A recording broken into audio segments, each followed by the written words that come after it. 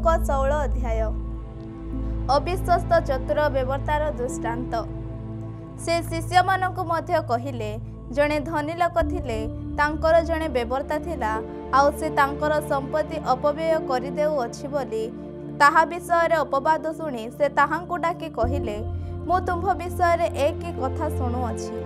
तुंभ Bewarta career हिसाब दियो, कारण तुम्भे आउ बेवर्ता होई रही पारिबो नाही।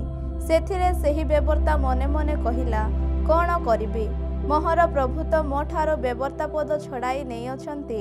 माटी हाणिबाकू मोहर बल नाही, भिक मागिबाकू मते लाज लागू अछि। मो बेवर्ता पदरु च्युत हेला उतारे लोके जेपरि मते आपणा आपणा गृहरे ग्रहण करंती, एथिपाई कौन करिबी ताहा बुझिलिनी।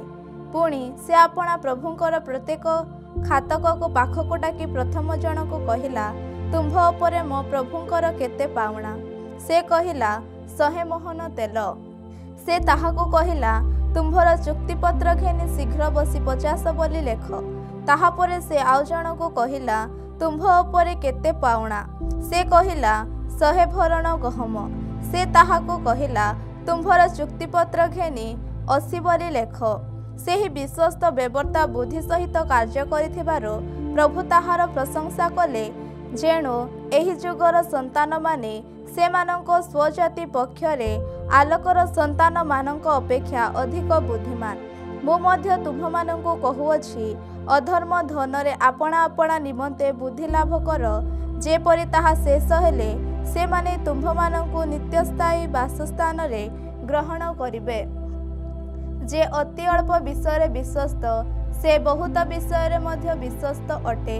पुणी जे अति अल्प विषय अविश्वस्त, से बहुत विषय मध्य अविश्वस्त। अतएव जदि तुम्हे माने अधर्म धनरे विश्वस्त होइनाह, तेबे के तुम्भ मानंको विश्वास करी सत्य धन तुम्भ मानंको हस्तरे समर्पण करिबो। आउ जदि तुम्हे माने परर विषय विश्वस्त होइनाह, तेबे के तुम्भ मानंको तुम्भ मानंकर निज विषय देबे। कौनसी भृत्व दुई प्रभुंकर दास होई पारे नाही, कारण से जनक घृणा करिबो व अन्य जनक प्रेम करिबो, अथवा जनक प्रति अनुरक्त हेबो व अन्य जनक अवज्ञा करिबो। तुम्हे माने ईश्वर व धन उभयर दास होई पार नाही। व्यवस्था व ईश्वरंकर राज्य। एही सब कथा सुनी धनलभी फारसी माने ताहांको विद्रूप करिबाकू लागिले। सेथिरे से सेमानंको कहिले, जो माने आपणा आपणको मनुष्य मानक दृष्टि रे धार्मिक बोली देखांती, तुम्भे माने सेही प्रकार लोक, किंतु ईश्वर तुम्भ मानकर हृदय जानती, कारण जहा मनुष्य मानक मध्यरे उच्चीकृत ताहा ईश्वरंक दृष्टि रे घृणित। व्यवस्था व भाववादी मानक धर्मशास्त्र जहनक पर्यंत प्रचलित थिला, सेही समय ठारू ईश्वरंक राज्य सुसमाचार प्रचारित हेउअछि। आउ प्रत्येक लोक पराक्रम पूर्वक सेथिरे प्रवेश करुअछंती। किंतु व्यवस्थार एक बिंदु लोप पाइबा अपेक्षा बरं आकाश और पृथ्वी लोप पाइबा सहज। जे केही आपणा स्त्री की परित्याग करी अन्य को विवाह करे, से व्यभिचार करे। पुणी जे स्वामी द्वारा परित्यक्ता स्त्री की विवाह करे, से व्यभिचार करे। धनी लोक व लाजार। जणे धनी लोक थिला, से बहुमूल्य वस्त्र पिंधि महा आडंबरे प्रतिदिन आमोद प्रमोद करुथिला। किंतु ताहार फाटक पाखरे लाजार बोली जणे भिकारी पड़ी रहिथिला। तार देहजाक घा भर्ती होइथिला। से सेही धनी लोकर मेजरु पड़िबा अईठारो किछि खाई पेट पुराइबाकू आशा करुथिला।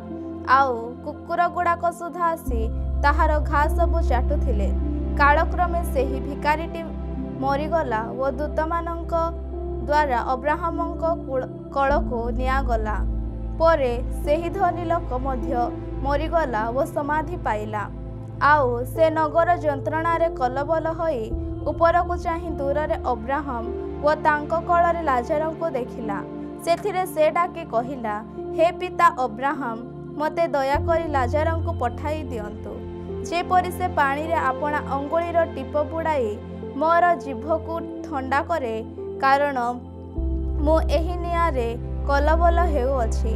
किंतु अब्राहम कहिले, पुअरे तू जे बंचिथिबा समयरे तोर भल विषय सबु पाइलु आउ लाजार सेहीपरि मंद विषय सबु पाइला एहा मने कर किंतु एबे से एही स्थान रे स्वांतना पाउअछि आउ तू कलबल हेउअछु ताहा छड़ा तुम आम मध्यरे अति बृहत व्यवधान अवस्थित जेपरि जो माने ए स्थानरु तुम्भमानंक निकटकू जीवा पाई इच्छा करती से माने जाई पारंती नाही पुणी से स्थानरु केही आंभमानंक निकटको पार होई आसी पारंती नाही सेथिरे से कहिला हे पिता ताहा हेले मु आपणको अनुरोध करूअछि ताहाको मोर पितांक गृहको पठाउंतु कारण मोहर 5 भाई अछंती से माने मध्य जेपरि एही जंत्रणामय स्थान को न आसंती सेथिपाई से मानक निकटरे साक्ष्य देव किंतु अब्राहम कहिले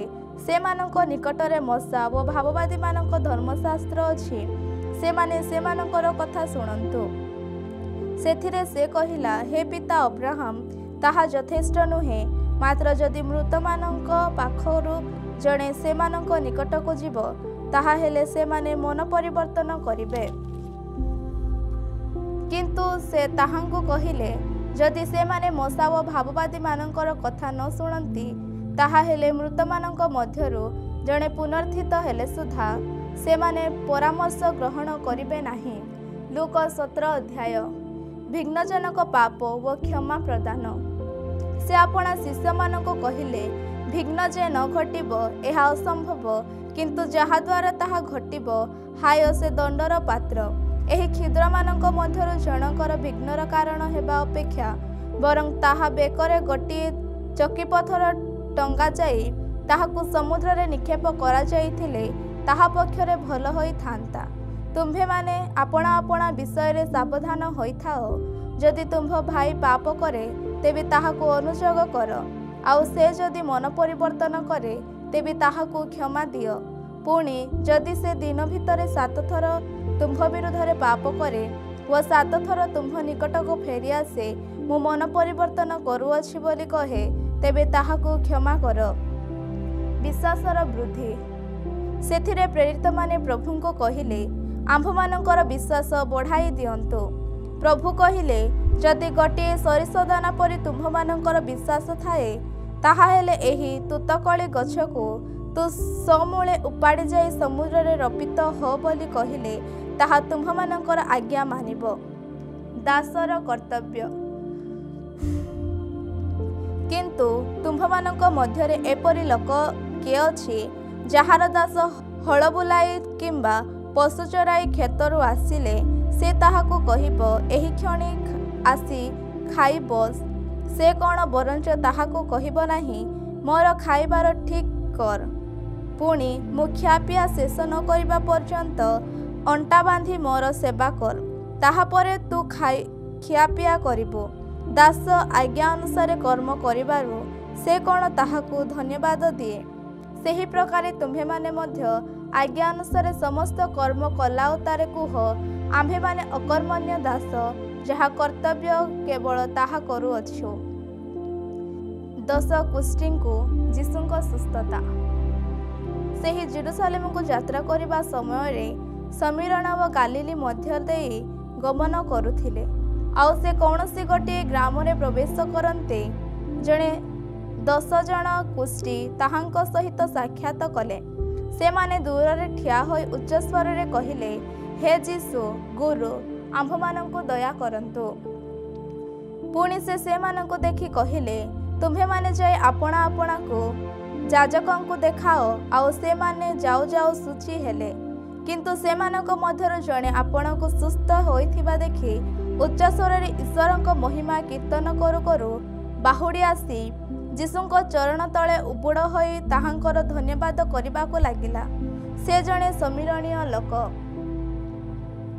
सेथिरे जीशु उत्तर देले 10 जन कोन सूची हेले नाही तेबे आउ 9 जन कहांती ईश्वर को गौरव देवा निमंते एही विजाति लोकटी छड़ा कोण आउ केही बाहुडी आसी नाही पुणी से ताहांको कहिले उठी प्रस्थान कर तुम्भर विश्वास तुम्भको सुस्थ करिअछि ईश्वरଙ୍କ राज्यर आगमन ईश्वरଙ୍କ राज्य केबे आसुअछि ए विषय फारुसी माने ताहांको पचारिबारु से सेमानंको उत्तर देले ईश्वरଙ୍କ राज्य दृश्य भाव रे आसे नाही किंबा देख एठारे बा सेठारे बोली लोके कहिबे नाही कारण देख ईश्वरଙ୍କ राज्य तुम्भमानंको मध्य रे अछि।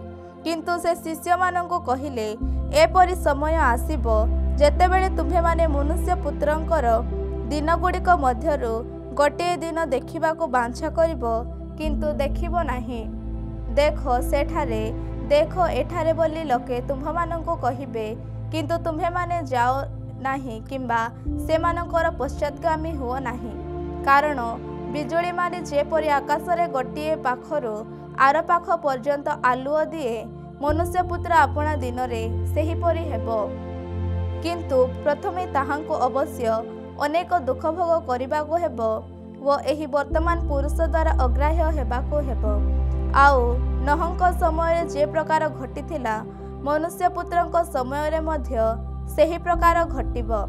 जहाजरे नहंक प्रवेश करिबा दिन पर्यंत लोके भोजन पान एवं विवाह करिबा व विवाह देबारे प्रवृत्त थिले पुणी जलप्लावन आसी समस्तଙ୍କୁ विनाश कला।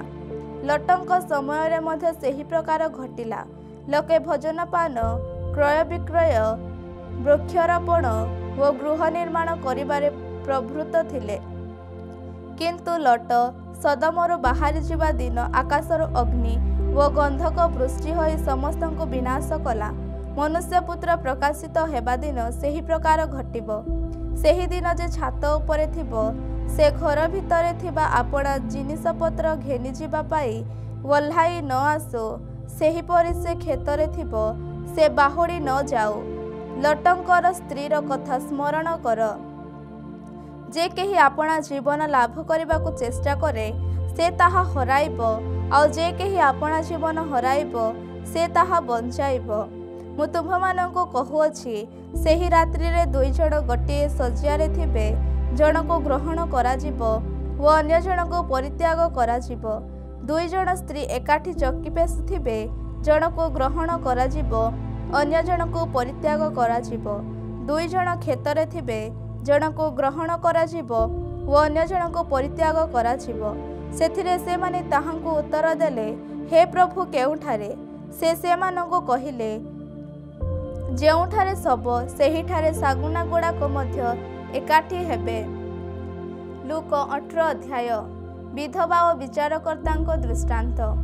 क्लांत न होई सर्वदा प्रार्थना करिबा जे कर्तव्य ए विषय से सेमानंकु दृष्टांत देई कहिले गोटे नगर रे जणे विचारकर्ता थिले से ईश्वर को भय करू नथिले कि मनुष्य को मानु नथिले। सेही नगर रे जणे विधवा थिला से थरकु थर तांको निकट को जाई कहुथिला मोहर विवादीर अन्यायर प्रतिकार करंतु आउ से केते समय पर्यंत सम्मत हेउ नथिले। किंतु परे से मने मने कहिले यद्यपि मु ईश्वर को भय करे नाही किंबा मनुष्य को माने नाही तथापि एही विधवाटा मते कष्ट देउथिबारु मु ताहा प्रति कृत अन्यायर प्रतिकार करिबि नहिले से सबु बेला आसी मते व्यतिव्यस्त करुथिबो। सेथिरे प्रभु कहिले एही अधार्मिक विचारकर्ता कौन कहुअछंती ताहा सुण।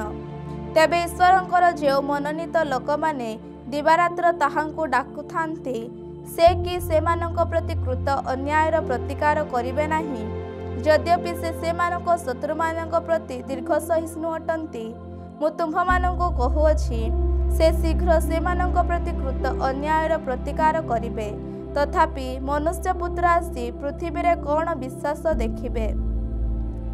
फारुसी व करग्राहीर दृष्टांत। आपणा आपणा को धार्मिक ज्ञान करी अन्य समस्त को तुच्छ ज्ञान करुथिबा केतेक आत्मनिर्भरशील लोकंकु से एही दृष्टांत मध्य कहिले। दुई जण लोक प्रार्थना करिबा निमंते मंदिर को गले जणे फारुसी व अन्य जनक करग्राही। फारुसी दंडायमान होई आपणा निकटरे एही प्रकार प्रार्थना करिबा को लागिला हे ईश्वर मु तुमको धन्यवाद देउअछि जे मो अन्य समस्त लोकंक परि अत्याचारी अधार्मिक व्यभिचारी किंबा एही करग्राही परि सुधा नुहे। ମୁଁ ସପ୍ତାହରେ 2 ଥର ଉପବାସ କରିଥାଏ ଓ ମୋହର ସମସ୍ତ ଆୟର ଦଶମାଂଶ ଦାନ କରିଥାଏ।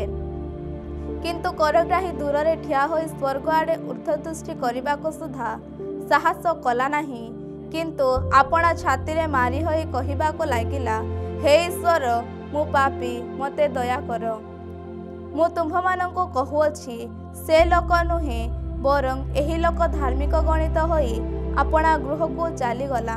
କାରଣ ଯେ କେହି ଆପଣାକୁ ଉନ୍ନତ ବୋଲି ଦେଖାଏ ତାହାକୁ ଉନ୍ନତ କରାଯିବ, କିନ୍ତୁ ଯେ ଆପଣାକୁ ଉନ୍ନତ କରେ ତାହାକୁ ଉନ୍ନତ କରାଯିବ। ଶିଶୁପ୍ରିୟ ଯୀଶୁ। ସେ ଯେପରି ଶିଶୁମାନଙ୍କୁ ସ୍ପର୍ଶ କରନ୍ତି, ଏଥିପାଇଁ ଲୋକେ ସେମାନଙ୍କୁ ମଧ୍ୟ ତାହାଙ୍କ ନିକଟକୁ ଆଣିବାକୁ ଲାଗିଲେ। ମାତ୍ର ଶିଷ୍ୟମାନେ ତାହା ଦେଖି ସେମାନଙ୍କୁ ଧମକ ଦେବାକୁ ଲାଗିଲେ। କିନ୍ତୁ ଯୀଶୁ ସେମାନଙ୍କୁ ଆପଣା ପାଖକୁ ଡାକି କହିଲେ, ଶିଶୁମାନଙ୍କୁ ମୋ ନିକଟକୁ ଆସିବାକୁ ଦିଅ, ଆଉ ସେମାନଙ୍କୁ ମନା କର ନାହିଁ, କାରଣ ଈଶ୍ୱରଙ୍କ ରାଜ୍ୟ ଏହି ପ୍ରକାର ଲୋକମାନଙ୍କର। ମୁଁ ତୁମ୍ଭମାନଙ୍କୁ ସତ୍ୟ କହୁଅଛି, ଯେ କେହି ଶିଶୁ ପରି ଈଶ୍ୱରଙ୍କ ରାଜ୍ୟ ଗ୍ରହଣ ନ କରେ, ସେ କୌଣସି ପ୍ରକାରେ ସେଥିରେ ପ୍ରବେଶ କରିବ ନାହିଁ। ଜଣେ ଧନୀ ଅଧ୍ୟକ୍ଷ।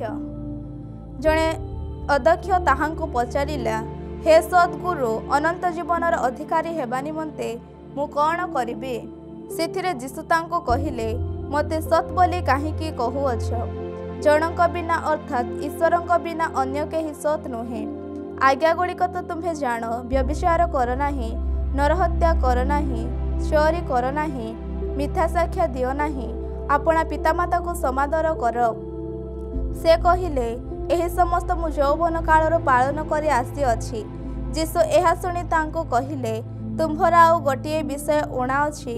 ତୁମ୍ଭେ ଆପଣାର ସର୍ବସ୍ୱ ବିକ୍ରୟ କରି ଦରିଦ୍ରମାନଙ୍କୁ ବିତରଣ କର, ଆଉ ତୁମ୍ଭେ ସ୍ୱର୍ଗରେ ଧନ ପାଇବ। ପୁଣି ଆସି ମୋହର ଅନୁଗମନ କର। କିନ୍ତୁ ସେ ଏହି ସମସ୍ତ କଥା ଶୁଣି ଅତ୍ୟନ୍ତ ଦୁଃଖିତ ହେଲେ, କାରଣ ସେ ଅତିଶୟ ଧନୀ ଥିଲେ। ସେଥିରେ ଯୀଶୁ ତାଙ୍କୁ ଦେଖି କହିଲେ, ଯେଉଁମାନଙ୍କର ଧନ ଅଛି ସେମାନେ କେଡ଼େ କଷ୍ଟରେ ଈଶ୍ୱରଙ୍କ ରାଜ୍ୟରେ ପ୍ରବେଶ କରିବେ। କାରଣ ଈଶ୍ୱରଙ୍କ ରାଜ୍ୟରେ ଧନୀ ଲୋକର ପ୍ରବେଶ କରିବା ଅପେକ୍ଷା ବରଂ ସୂଚୀର ଛିଦ୍ର ଦେଇ ଓଟରେ ପ୍ରବେଶ କରିବା ସହଜ। ଯେଉଁମାନେ ଏହି କଥା ଶୁଣିଲେ ସେମାନେ କହିଲେ, ତେବେ କିଏ ପରିତ୍ରାଣ ପାଇପାରେ? କିନ୍ତୁ ସେ କହିଲେ, ଯାହା ମନୁଷ୍ୟର ଅସାଧ୍ୟ ତାହା ଈଶ୍ୱରଙ୍କର ସାଧ୍ୟ।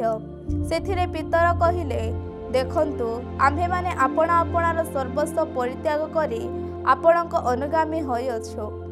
ସେ ସେମାନଙ୍କୁ କହିଲେ, ମୁଁ ତୁମ୍ଭମାନଙ୍କୁ ସତ୍ୟ କହୁଅଛି, ଯେଉଁ ଲୋକ ଈଶ୍ୱରଙ୍କ ରାଜ୍ୟ ନିମନ୍ତେ ଗୃହ କି ଭାର୍ଯ୍ୟା କି ଭ୍ରାତା କି ପିତାମାତା କି ସନ୍ତାନ ସନ୍ତତି ପରିତ୍ୟାଗ କରି ଇହକାଳରେ ବହୁଗୁଣ ଓ ପରକାଳରେ ଅନନ୍ତ ଜୀବନ ନ ପାଇବ, ଏପରି ଲୋକ କେହି ନାହିଁ। ନିଜ ମୃତ୍ୟୁ ବିଷୟରେ ଯୀଶୁଙ୍କର ତୃତୀୟ ଥର ସୂଚନା। ପରେ ସେ 12ଙ୍କୁ ଅନ୍ତର କରି ସେମାନଙ୍କୁ କହିଲେ, ଦେଖ, ଆମ୍ଭେମାନେ ଜେରୁସାଲେମକୁ ଯାତ୍ରା କରୁଅଛୁ, ଆଉ ଭାବବାଦୀମାନଙ୍କ ଦ୍ୱାରା ଯେ ସମସ୍ତ ବିଷୟ ଲିଖିତ ଅଛି ସେ ସମସ୍ତ ମନୁଷ୍ୟପୁତ୍ରଙ୍କଠାରେ ସଫଳ ହେବ। କାରଣ ସେ ବିଜାତିମାନଙ୍କ ହସ୍ତରେ ସମର୍ପିତ ହେବେ, ପୁଣି ସେମାନେ ତାହାଙ୍କୁ ପରିହାସ କରିବେ, ତାହାଙ୍କ ପ୍ରତି ଅତ୍ୟାଚାର କରି ତାହାଙ୍କ ଉପରେ ଛେପ ପକାଇବେ, ତାହାଙ୍କୁ କରଡ଼ା ମାରି ବଧ କରିବେ, ଆଉ ତୃତୀୟ ଦିବସରେ ସେ ପୁନରୁତ୍ଥାନ କରିବେ। କିନ୍ତୁ ସେମାନେ ଏହିସବୁ ବିଷୟ କିଛି ବୁଝିଲେ ନାହିଁ। ଏହି ବାକ୍ୟ ସେମାନଙ୍କଠାରୁ ଗୁପ୍ତ ହୋଇ ରହିଲା। ପୁଣି ଯାହା ଯାହା କୁହାଯାଇଥିଲା ସେସବୁ ସେମାନେ ବୁଝୁନଥିଲେ। ଅନ୍ଧ ଭିକ୍ଷୁକଙ୍କୁ ଦୃଷ୍ଟିଦାନ। ସେ ଜିରିହର ନିକଟବର୍ତ୍ତୀ ହେଉଥିବା ସମୟରେ ଜଣେ ଅନ୍ଧ ପଥ ପାର୍ଶ୍ୱରେ ବସି ଭିକ୍ଷା କରୁଥିଲା। ସେ ଲୋକସମୂହର ଗମନର ଶବ୍ଦ ଶୁଣି କଥା କ'ଣ ବୋଲି ପଚାରିବାକୁ ଲାଗିଲା। ସେମାନେ ତାହାଙ୍କୁ କହିଲେ, ନାଜରିତୀୟ ଯୀଶୁ ଏହି ବାଟ ଦେଇ ଯାଉଅଛନ୍ତି। ସେଥିରେ ସେ ଉଚ୍ଚ ସ୍ୱରରେ କହିଲା, ହେ ଯୀଶୁ, ଦାଉଦ ସନ୍ତାନ, ମୋତେ ଦୟା କରନ୍ତୁ। ମାତ୍ର ଆଗରେ ଯାଉଥିବା ଲୋକମାନେ ତାହାଙ୍କୁ ତୁନି ହେବା ପାଇଁ ଧମକ ଦେବାକୁ ଲାଗିଲେ। କିନ୍ତୁ ସେ ଆହୁରି ଅଧିକ ଉଚ୍ଚ ସ୍ୱରରେ କହିବାକୁ ଲାଗିଲା, ହେ ଦାଉଦ ସନ୍ତାନ, ମୋତେ ଦୟା କରନ୍ତୁ।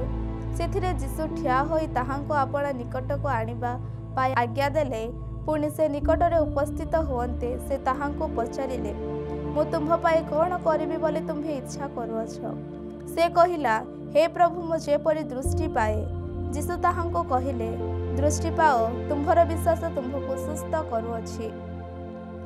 सेही क्षण से दृष्टि पाई ईश्वरंको महिमा कीर्तन करू करू ताहांको पछे पछे चलिबाको लागिला एवं समस्ते ताहा देखि ईश्वरंको प्रशंसा कले।